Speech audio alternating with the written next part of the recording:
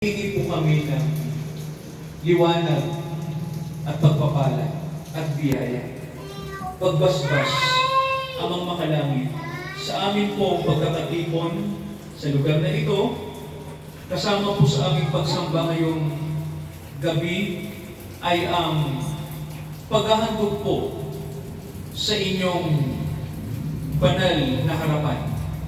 Ang grocery store na ito na ninasa po ng aming kapatid na si Olive na sa inyo po ay ipabasbas dakilang Ama ang negosyong ito, sapagkat ang amin pong prinsipyo pagdating po sa kung anumang negosyo, trabaho, ito po ay nararapat na iharap sa inyo sapagkat kayo po ang pinanggagalingan ng lahat ng pagpapala at biyaya. Kaya sa oras na ito, Ama, nilalapit po namin ang tindahang ito na kayo po ang mauna pagpala sa nagsimula po ng negosyong ito. Amen. At magbunga po ito sa ilalim po ng inyong biyaya. Patuloy po kaming lalapit, Amang Makalangit, sa sandaling ito. Nagsusumamo po kami na sumaamin at pumagita po sa amin ang inyong banal na presensya, ang banal na Espiritu, ang Espiritu ng aming Panginoong Jesucristo sa aming kalagitnaan, Amang Makalangit. Ito ang patuloy naming samo at pagpapasalamat sa dakilang pangalan ng aming Panginoong Jesucristo. Amen. Tayo po ay makakaupo, mga kapatid.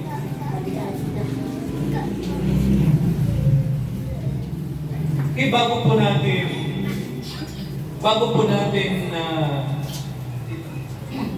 natin ipagpatuloy, mga kapatid, yung ating pong formal na pagbabasbas po sa tindahang ito. Alam nyo, dapat po ng mga kapatid ay makarinig tayo ng salita ng Diyos sapagkat sabi po ng Biblia sa atin, ang lahat ng bagay ay nanggagaling sa salita ng Diyos. Kaya po, ideklara natin sa lugar na ito na papagtagumpayin ng Panginoong Jesucristo ang kanyang layunin para po sa negosyong ito na itinatag nila Sister Olive at ng kanyang family. So, mga kapatid, ganito po, may tatlong bagay po na dapat tayong malaman para maging masagana po ang isang negosyo. Tatlong bagay sa mga gusto pong mag-business. At lahat po ng business tungkol sa pera pinag-uusapan. Tama po ba? Para kumita. Pero alam po natin, mga kapatid, sa pananampalataya Kristiyano, ang isang business hindi pwedeng puro pera lang. Mayroon po itong kalapit na spiritual. Yun ang totoo, mga kapatid, no?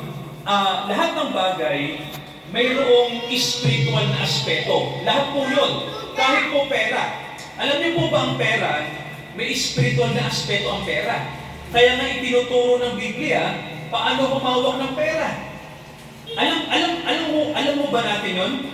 Na itinuturo ng Biblia kung paano tayo humawak ng pera.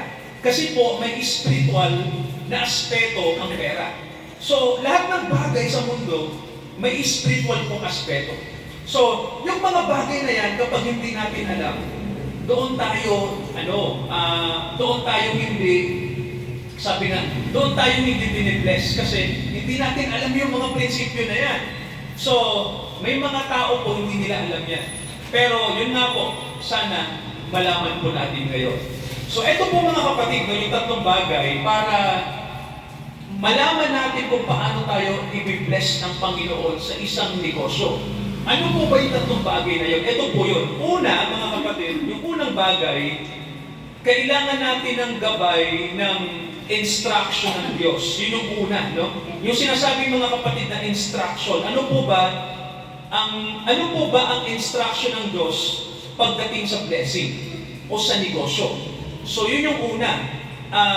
May gabay tayo galing sa instruction ng Diyos. Ikalawang gabay natin, may sinasabi sa Bible na gabay galing sa karunungan ng Diyos. Kasi mga kapatid, kailangan marunong tayo sa paghawak, no, ng isang negosyo. At pangatlo, ito po yung maganda, yung sinasabi na may gabay tayo galing sa kapangyarihan ng Diyos. So tatlo po yan. Kailangan natin ng guide mula sa instruction ng Diyos.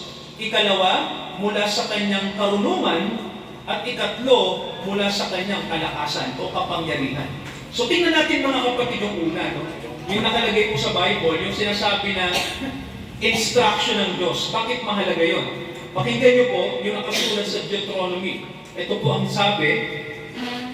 Okay, so sa Deuteronomy, chapter 28. Okay, pakinggan niyo itong mga kapatid mula verse 1. Sabi rito, at mangyayari kung iyong didinggin ng masikap ang tinig ng Panginoon mong Diyos upang isagawa ang lahat ng utos na aking iniutos sa iyo sa araw na ito. Itataas ka ng Panginoon mong Diyos sa lahat ng mga bansa sa lupa at ang lahat ng pagpapala ay darating sa iyo at aabot sa iyo kung iyong didinggin ang tinig ng Panginoon mong Diyos. Magiging mapalad ka. Sabi dito ng Biblia. Napansin niyo mga kapatid, no? Ang sabi, kung didinggin natin ng masikap, sabihin niyo nga po masikap. Masikap. So, hindi lang po makikinig ang gusto ng Diyos. Tama ba mga kapatid? Hindi lang tayo makikinig. Kailangan tayong makinig ng masikap. Ibig sabihin, pakinggan talaga natin. Unawain natin ang kanyang sasabihin. Kasi mga kapatid, sabi nga dito ng Diyos, dumarating ang pagpapala sa mga nakikinig ng masikap sa instruction po ng Diyos. Yun po yun. Bigyan ko kayo ng halimbawa. Halimbawa, di ba, may utos ang Diyos. Ano yung utos niya? Sabi niya, sa 10 utos na sinabi ang Diyos doon, ang sabi, huwag kang magkakaroon ng ibang mga Diyos sa harap ko. Yun yung unang utos. Di ba mga kapatid, mababasa natin yun sa Exodus 20. Alam niyo po, mayroon yung connection sa pagpapala. No? Kasi, di ba ang sabi ng Bible ang nakalagay, kapag ibang Diyos ang sasambahin mo, anong mangyayari mga kapatid? Di ba ang sabi ng Bible, hindi naman silang pinagagalingan ng biyaya eh. Di mo ba?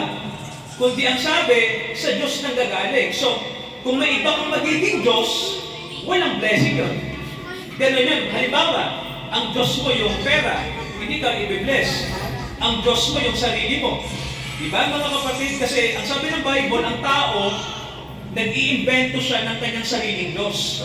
At ayaw niyang sundin yung tunay na Diyos. Kaya mga kapatid, ang sabi ng Bible sa atin, kung ditinggin natin masikap ang tinig ng Diyos, upang ito'y isagawa, ang sabi, darating ang pagpapala. Sabi rito, at tayo ay magiging mapalad.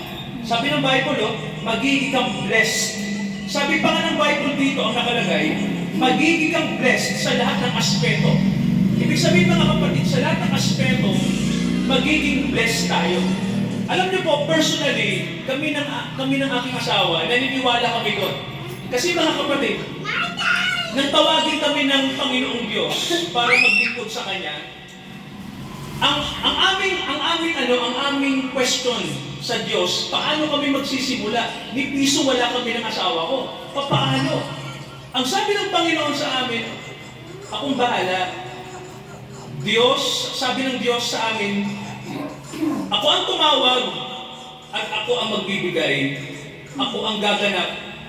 Ako ang magpapadala sa inyo ng mga tao, lahat. Kumbaga po, pag sinabi ng Diyos na siya ang bahala, yun ang ibig sabihin nun, mga kapatid, no? Siya ang magbibigay. Kaya mga kapatid, sa totoo lang po, anumang bagay na nasa atin, ang sabi ng Biblia, yan po ay, ng Diyos yan. Yan yung sinasabing seed. Yan po yung kanyang paunang biyaya sa atin, no? Yung, kung anong mayroon tayo ngayon, meron ba tayong pera, kapital, bahay, sasakyan?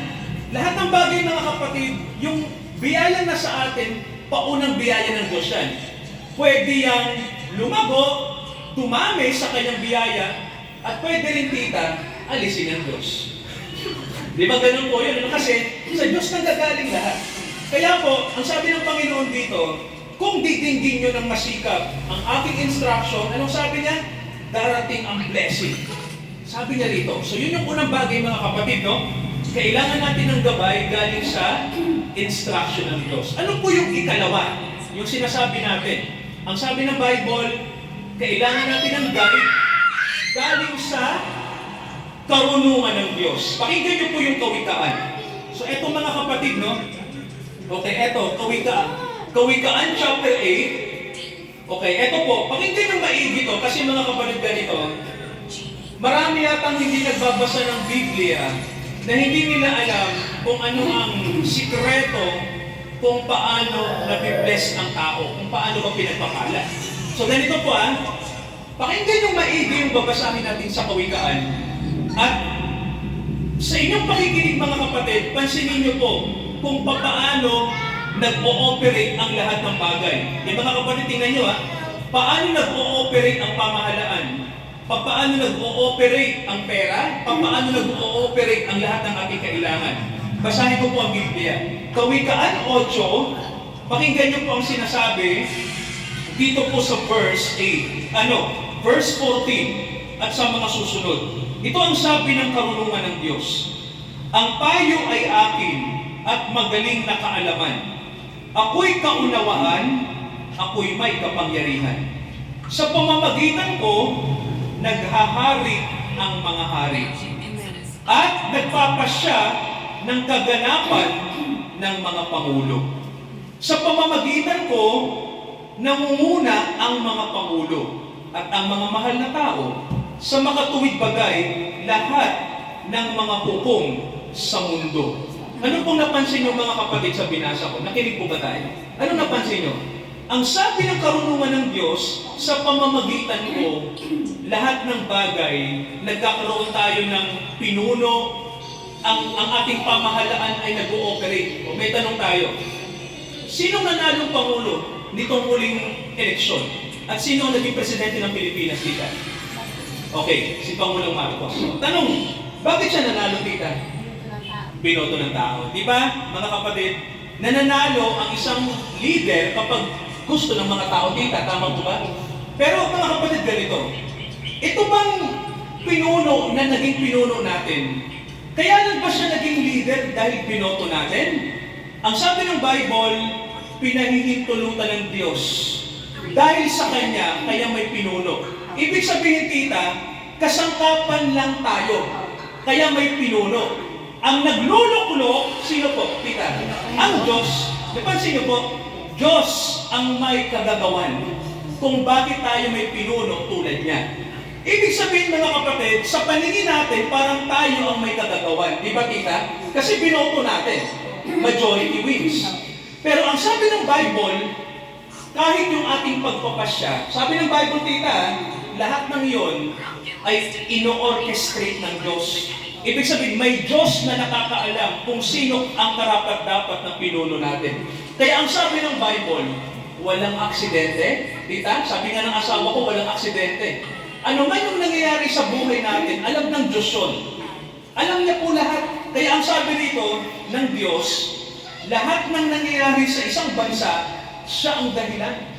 Kaya mga kapatid, kahit nga ang mga pagpapala, siya ang dahilan O may tanong ako, yung mga mayayaman ba, naging mayaman ba dahil magagaling sila, tita? O dahil may Diyos na nagpahintulot na sila yung maging mayaman? Anong sagot? Naging mayaman ba sila, tita, dahil magaling sila sa negosyo? O naging mayaman sila dahil may Diyos na nagpahintulot para sila yung maging mayaman? Yun ang sagot. Di ba, tita? Ang Diyos ang dahilan ng lahat. Masamang tao man o mabuti, kapag ang Diyos po ang nagpaplano, ganun talaga, tita, no? Nangyayari talaga. May mga nagsasabi na, Pastor, bakit kung sino pa yung mga taong walang Diyos? Bakit parang sila pa yung may pera? Bakit yung mga taong may Diyos? Bakit parang walang-wala? Mga kapatid, ito lang ang sagot ng Biblia dyan. Di ba sabi, ang biyaya ng Diyos, pinauulay niya sa mabuti at masasama. Lahat naman pwede niyang i-bless. Ang maganda lang mga kapatid, iba ang blessing kapag ang pinag-uusapan ay mga anak niya. Bakit po ba? Anong sabi ng Diyos kay Abraham? Di ba mga kapatid? Sabi ng Diyos kay Abraham, umalis ka sa iyong bayan, sa iyong mga magulang, pumunta ka sa isang bansa, sa isang lugar na ako magtuturo, doon pagpapalain kita. Akong bahala sa iyo. Ibig sabihin mga kapatid, ang blessing po ng Diyos, sabi nga, iba kapag ang mga anak na ang pinag-uusapan. Bakit po? Kasi kita ang sabi, ang pagpapala hindi maaalis. Anong pangako ng Diyos kay Abraham? Magiging kang blessing sa marami. Tama po ba? O ngayon, nang sabihin ng Diyos yun, ang tanong ay ito. Sabi ng Diyos, umalis ka. Hindi alam ni Abraham kung saan siya pupunta. Ano pong meaning nun? Ang ibig ng sabihin nun mga kapatid, may pagtawag ang Diyos sa atin para i-bless. Pero ang kailangan, sumunod muna tayo. Okay? Huwag muna tayong magsabi sa Diyos na, Panginoon, susunod ako sa iyo, pero saan yung lugar? Anong gagawin ko doon? Di ba? Hindi naman nagtanong si Abraham ng ganun eh. Basta ang sabi lang ni Abraham, sige, susunod ako, Lord. Kayo may sabi, di ba? So yung paghakbang na yun ni Abraham nang siya'y sumunod, ibig sabihin, sumasampalataya si Abraham na sasamahan siya ng Diyos. Ano man ang mangyari. Yun mga kapatid ang sinasabi natin, ang karunungan. Ang karunungan po, sabi nga, hindi dahil marunong tayo, kundi dahil ang Diyos po ang nagsusupply niyan. Siya ang nagsusupply ng karunungan para tayo ay maging marunong sa buhay na ito. At maging masunurin. Ano po yung pangatlo para i-bless tayo? Sabi mga kapatid, kailangan natin ng guide ng kapangyarihan ng Diyos. Basahin natin yung Isaiah. Tingnan niyo po ito. Okay, Isaiah chapter 40. Okay, pakinggan niyo ito mga kapatid. Isaiah 40, at ito po yung maririnig natin sa salita ng Diyos. Sabi dito sa 28, hindi mo ba nalalaman, hindi mo ba naririnig, ang walang hanggang Diyos ang Panginoon, ang may lalang ng mga wakas ng lupa. Hindi siya nanlalata o napapagod man. Walang makakatarok ng kanyang unawa. Siya'y nagbibigay ng lakas sa mahihina. Anong sabi tita? Siya'y nagbibigay ng lakas sa mahihina. At ang sabi, at ang kanyang sabi dito, at ang walang kapangyarihan ay pinananagana niya sa kalakasan. Ibig sabihin po, yung mga walang-wala nila, no kahit wala ka, sabi ng Panginoon, pwede kitang bigyan. Sabi rito, pati ng mga kabinataan ay manglalata at mapapagod. Ang mga binata ay lubos na mabubuhay. Pero ano pong sabi? Ngunit silang naghihintay sa Panginoon ay mga babagong lakas. Sila'y maitutulad sa pakpak na parang mga agila. Sila'y magsisitakbo at hindi sila mapapagod. Sila'y magsisilakad at hindi sila manghihina. Ano pong ibig sabihin ng mga kapatid? Sabi rito, ang nakalagay, sila'y magsisitakbo, hindi sila mapapagod. Sila'y magsisilakad, hindi manghihina. Ano pong ibig sabihin nun? Simple lang po. Mga kapatid, naalala ko yun, na mayroon pong example ng isang negosyante na wala pong business, sabi nga ng isang prinsipyo, walang business na bigla kang magbo-boom sa umpisa. Maraming mga negosyo na nagpi-fail. Tama si Tito Edgar. No, yung kasi share niya yung nag-business minsan yung isa sa mga anak niya nag-fail. Kasi Tito, normal yun. No? Karamihan sa mga negosyo, hindi naman agad-agad nagbo-boom sa umpisa. Meron pa nga yan 10 try bago ka mag-boom. May sinasabi pa nga tita naka 1,000 try bago siya nag-boom. Tanong. Pastor, nakakatakot pala. Hindi tayo dapat matakot. Kasi ang business risk. Kailangan mong mag-take ng risk. Di ba? Dahil wala rin blessing kung walang risk. Ganun po yun. Di ba? Kung gusto mong kumita, kung gusto mong magkaroon ng isang magandang negosyo, actually, kailangan mong mag-eksperimento. Kailangan mong tingnan yung pulso ng tao. Ano bang kailangan ng tao? Tama ba tita? Sa negosyo, ang unang tinatanong, ano ba yung needs ng tao? Ano yung kanyang kailangan? Ano yung kanyang produkto na kailangan para ma-cater natin? So, mahirap yun tita. Diba? Kailangan mo na eksperimento dyan. Ngayon, tanong, ano naman ang connection ng talatang binasa natin? Ganito po yun. Di ba ang sabi ng Bible sa atin, pwede tayong manglataha, pwede tayong manghina, di ba? Sa mga business na ginagawa natin, pwede tayong manghina kasi hindi naman nagbo-boom. Pero anong sabi ng Bible mga kapatid? Ang sabi, siya ang nag-i-increase. Ibig sabihin, ang Diyos nagbibigay ng idea sa atin. Para sabihin, wag kang manglata, wag kang manghina. Eto, may karunungan akong bigay sa'yo.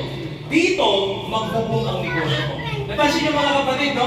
Ibig sabihin po, ang Diyos, siya ang nagbibigay sa atin ng idea kung paano tayo magiging matagumpay sa negosyo.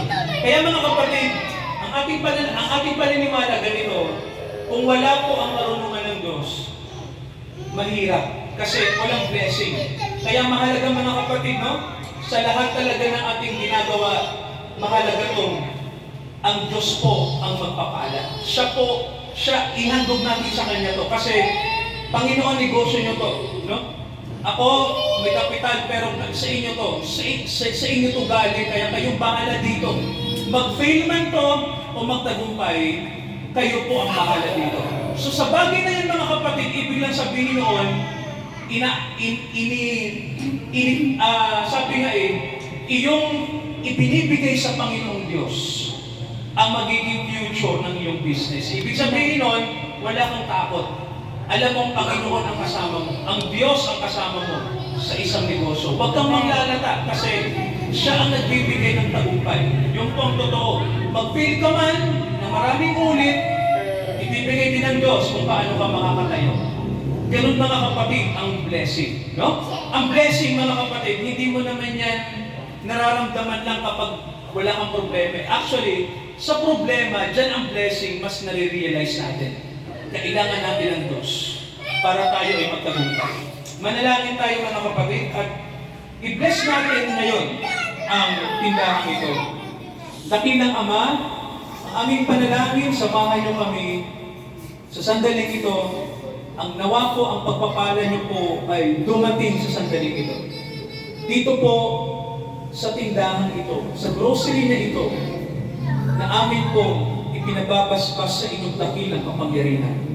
Amang Diyos, Diyos ng lahat, na may dalang ng lahat ng bagay, Ama, samahan niyo kami. Pagpalain niyo po, unang-una, ang aming puso, ang aming intention sa business na ito. At isunod niyo po kung paano po magmumultiply ang blessing.